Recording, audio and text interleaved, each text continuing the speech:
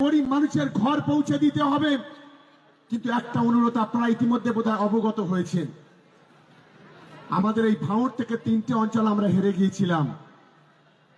আমাদের সরকার সেই 3টে অঞ্চলের ঘরটাকে পুরোপুরি বন্ধ করে দিয়েছে। দাদার খাবে আর মামার গাইবে, বলবে ওটা মমতা বন্দ্যোপাধ্যায়ের বাবার টাকা। মমতা বন্দ্যোপাধ্যায় সরকার টাকা দেবে আর তার মা মাসে নিয়ে এই চালতাবেড়িয়া শানপুকুরের কিছু সমাজ বিরোধী তারা টানাটানি করবে। আমরা বলছি টাকা আমরা বন্ধ করে দিয়েছি, যদি হিম্মত থাকে বাপের বেটা হও, সেই টাকা নিয়ে নাও, দেখি কত বাপের বেটা আছো তোমরা। আগামী দিনেও আমি পরিষ্কার বলি,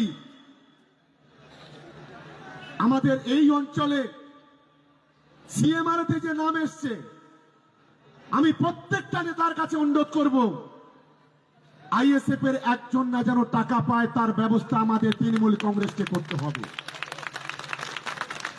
পরবর্তীকালে কৃষক বন্ধু, লক্ষ্মীর ভান্ডার টাকা পাচ্ছেন, দেখা যাবে সেটা।